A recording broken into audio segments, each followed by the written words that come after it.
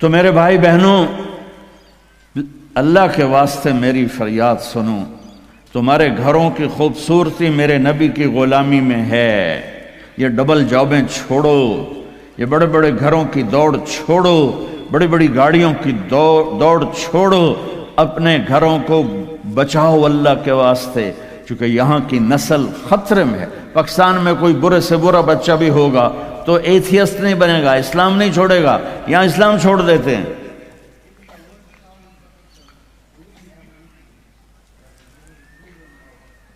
میں آپ کو اپنے گھر کی بتا رہا تھا، ایک بچہ مجھے ملنے آیا، کہنے لگا جی میں نے پورے پاکستان میں ٹاپ کیا ہے ایف ایس سی میں، اور جو ٹاپ کرتے ہیں وہ کنگ ایڈورڈ میڈیکل یونیورسٹی میں جاتے ہیں۔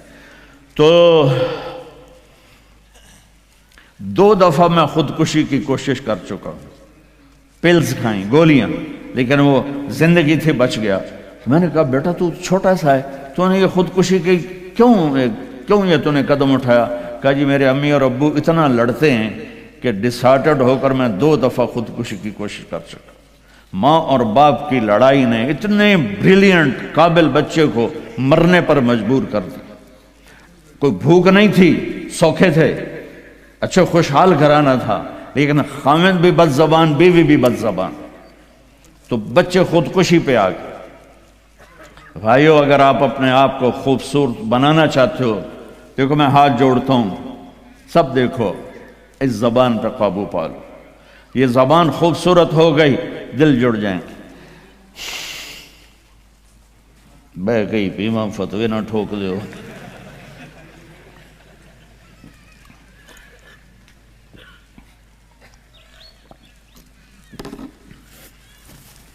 ہماری ایک دھوبن تھی ماسی شریفہ، 85 میں بیچاری فوت ہوئی، چھوٹا قد تو بڑی لڑاکی۔ تو وہ ایک دن آئی میری بہن کے پاس، کہنے کہ بی بی اے میری نوواں بڑیاں لڑدیاں میرے نال، 4 بیٹے تھے 4 بہن، تو میں نے کوئی تویز دے، چاروں میریاں نوکر بن جاؤں۔ میری بہن کو تو پتا تھا کہ لڑدی تھا آپ ہے، تو اس نے نا اسے کاغذ پر کچھ لکھا کے نا یوں کر کے نا اسے تعویذ کو رول کر کے، کماسی شریفہ اے تعویذ ہے بڑا سانپ کے رکھا ڈالا، جب تیری لڑائی ہونے لگے تو نے یہ تعویذ ایتھے رکھ کے چک مار دینا ہے۔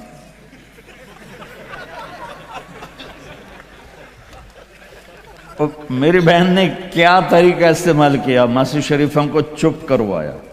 اب تعویذوں کا بڑا مانتے ہیں ہمارے دیہاتوں میں، تو وہ ہفتے بعد آ گئی، کہنے کہ بی بی تو بڑا چنگا تعویذ دیتا ہے، میری تو ساری لڑائی ختم ہو گئی، کیونکہ ماسی شریفہ چپ ہو گئی۔ تو میں نے یہ 2 تعویذ بنائے ہیں، ایک آپ مستورات لے لو، ایک آپ لے لو، جب لڑائی ہو تو چک مار کے بہ گئے کرو، آپ کی لڑائی ختم ہو جائے گی۔ ہائے ہائے، ارے میرے بھائی، قربان جاؤں اہل بیت کے اخلاق پر۔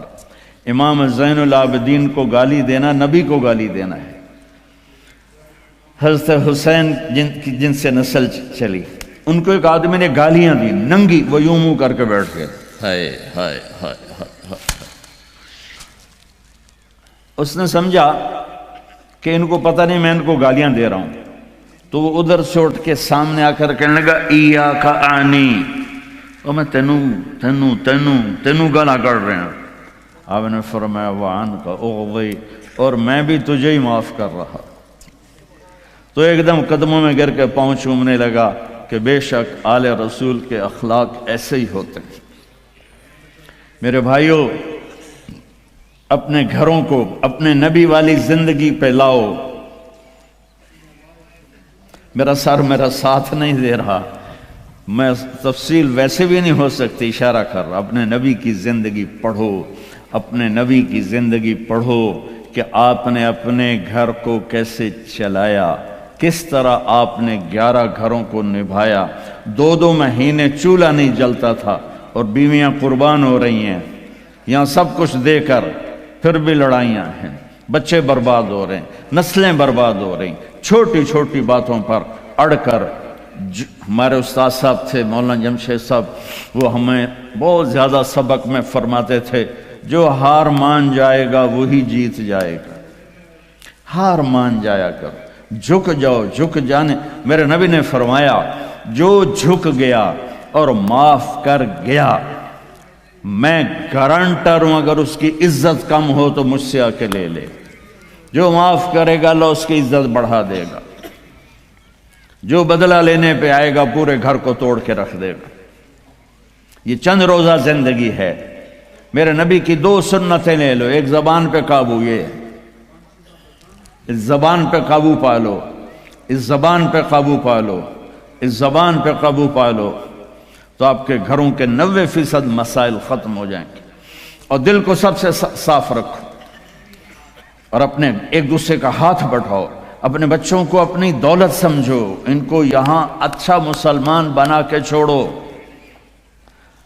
اب یہ نسل یہاں رہنے والی ہے، واپس نہیں جائے گی، نہ تم جاؤ گے نہ تمہاری نسلیں جائیں گی۔ ایک پٹھان کوئی بیٹھا ہو تو پہلے معافی مانگتا ہوں، تو ایک پٹھان کا خرگوش گم ہو گیا، تو لوگوں نے افسوس کیا کہ خان جی آپ کا تو خرگوش گم ہو گیا، تو وہ کہنے لگا ارے بھائی غم نہ کرو، ہم نے اس کو نسوار کھلایا ہوا ہے، جب نشہ ٹوٹے گا ہمارے پاس ہی آئے گا۔ تو تمہیں آسٹریلیا کی نسوار لگی ہے، تم پاکستان واپس جاؤ گے؟ نہیں جاؤ گے، ادھر ہی رہو گے۔ لہذا یہاں اس طرح زندگی سیکھو کہ آپ کی نسلیں اسلام پہ باقی رہیں۔ میں اس ایسے اداروں پر محنت کرنے والوں کو سلام پیش کرتا ہوں، فضیل صاحب کو، عاصم کو اور وسیم کو، اور اس طرح جتنے بھی کوشش کر رہے ہیں۔ دارالعلوم گیا تھا، وہاں دیکھا تھا، جیسے ابھی اب انہوں نے اعلان کیا، ابھی ہر جگہ جب تم نے رہنا یہاں ہے تو یہیں خرچ کرو، یہاں ڈھونڈو کون زکوٰۃ کا مستحق ہے، اس کو زکوٰۃ دو، یہاں ڈھونڈو کون ضرورت مند ہے، وہ غیر مسلم بھی ہے تو صدقہ دو، زکوٰۃ مسلمان کو ہے، صدقہ دو، اوپر دو۔ زکوٰۃ دینے سے آدمی سخی نہیں بنتا اور بخیل بھی نہیں رہتا۔ رات بھی ان کے سکول آیا تھا تو یہ میں نے ایک قصہ سنایا تھا کہ زکوٰۃ دینے والا ایک ہوتا ہے نا مرد، ایک ہوتی ہے عورت، ایک درمیان والا کون ہوتا ہے؟ وہ دسو، خسرا۔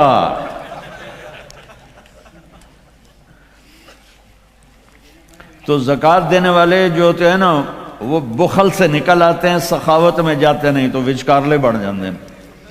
تو صدقہ بھی دیا کرو۔ خسرو پرویز ایران کے بادشاہ کے پاس ایک آدمی مچھلی لایا، اس کو بڑی پسند آئی تو اس نے شاہی جوش میں کہا 4000 درہم دے دو۔ بہت بڑی دولت تھی، جیسے $4000 سمجھو ایک مچھلی۔ تو اس کی بیگم نے اس کے کان میں کہا یہ کیا کیا ہے؟ دربار تھا کہ 4000 تم ایک مچھلی پہ دے رہے ہو تو خزانہ خالی ہو جائے گا، واپس لو اس سے پیسے اور مچھلی واپس کرو۔ انہوں نے کہا میں بادشاہ ہو کر پیسے کیسے واپس لوں، یہ تو ہو ہی نہیں سکتا۔ انہوں نے کہا میں بتاتی ہوں، تم اس کو بلا کے پوچھو بھائی یہ مچھلی کیا ہے، نر ہے یا مادہ؟ وہ کہے گا نر ہے، تم کہنا ہمیں مادہ چاہیے تھی، یہ تمہاری مچھلی، ہمارے پیسے دو۔ اگر وہ کہے یہ مادہ ہے تو تم کہنا بھی ہمیں نر چاہیے تھا، یہ تمہاری مچھلی، ہمیں پیسے دو۔ ہاں ہاں ہاں، کب ہے اس کو بلاؤ بلاؤ بلاؤ بلاؤ۔ وہ باہر نکل گیا تھا، اس کو بلا لی۔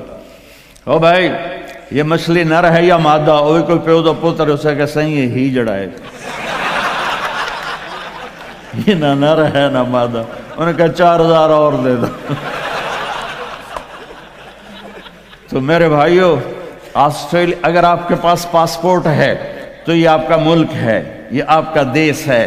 میں آپ کے سامنے ہاتھ جوڑتا ہوں، اسلام پہ حرف نہ آنے دو، جھوٹ نہ بولو، دھوکہ نہ دو، فراڈ نہ کرو۔ یہاں کی لڑکیوں سے اس لیے شادی نہ کرو کہ کاغذات بنانے ہیں، یہ دھوکہ ہوگا، فراڈ ہوگا۔ اور میرے نبی کا فرمان ہے میرا امتی ہر گناہ کر سکتا ہے، دو کبھی نہیں کرے گا، ایک جھوٹ کبھی نہیں بولے گا اور ایک دھوکہ کبھی نہیں دے گا۔ آپ میں جو تاجر بیٹھے ہوئے ہیں ٹیکس نہ بچاؤ، جو جابین ہیں ان کا ٹیکس تو اپنے آپ کٹ جاتا ہے، لیکن یہ جو تاجر ہیں یہ ہیرا پھیری کر کے ٹیکس بچاتے ہیں۔ تو میں آپ کے سامنے ہاتھ جوڑتا ہوں، سچائی پر پیسہ قربان کر دو، پیسے پر سچائی کو قربان نہ کر دو۔ اگر تمہاری کمائی 1 لاکھ ہے تو 1 لاکھ شو کرو، اور اس کو جتنا ٹیکس بنتا ہے ادا کرو، اللہ تمہیں پتہ نہیں کہاں کہاں سے دے گا۔ دیکھو یہ لوگ آپ پہ لگاتے ہیں، آپ پر خرچ کرتے ہیں، آپ کا ہر سہولت کا خیال کرتے ہیں۔ آپ اسلامی ملکوں میں 50 سال بھی گزار دو تو آپ کو پاسپورٹ نہیں دیتے، آپ 4 سال گزارتے ہو آپ کو پاسپورٹ دیتے ہیں، آپ کو برابر حقوق دیتے ہیں۔ آپ ان کو دھوکہ دو، کسی کو بھی دھوکہ دینا حرام ہے، اور جو اتنے خیر خواہ ہوں ان کو آپ دھوکہ دیں اور ٹیکس بچائیں، کیا کرو؟ شادی پہ لٹا دیتے ہیں، شرابوں پہ لٹا دیتے ہیں۔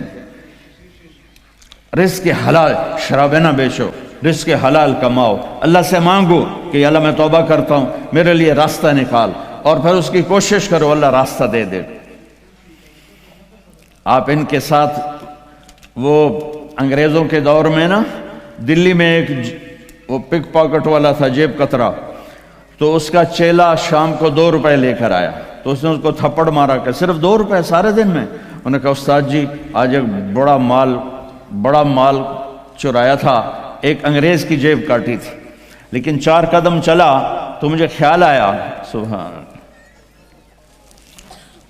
کہ اگر قیامت کے دن عیسیٰ علیہ السلام نے میرے نبی کو گلہ دے دیا کہ آپ کے امتی نے میرے امتی کی جیب کاٹی تھی تو میرے نبی کو شرمندہ ہونا پڑے گا، تو میں نے وہ پیسے اس کو واپس کر دیے، اور یہ 2 روپے اپنے دے کپے تو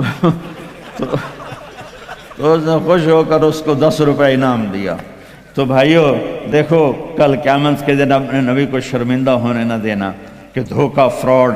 نوجوان شادیاں کرتے ہیں کہ پیپر بن جائیں، ریئل شادی کرو ٹھیک ہے، لیکن پیپر بنانے کے لیے اللہ کے واسطے ایسا دھوکہ۔ اب تاجر ہو اللہ کے واسطے ٹیکس نہ چراؤ، یہاں کے قانون کی پاسداری ان سے بھی زیادہ کرو۔ ہمارے ملکوں میں ٹیکس نہیں دیتے کہ ہیرا پھیری ہے، حکومت کے کارندے کھا جاتے ہیں، کچھ راستے میں ادھر ادھر ہو جاتا ہے، کچھ تھوڑا بہت لگ بھی جاتا ہے، تو وہاں تو اس لیے وہ ٹیکس نہیں دیتے۔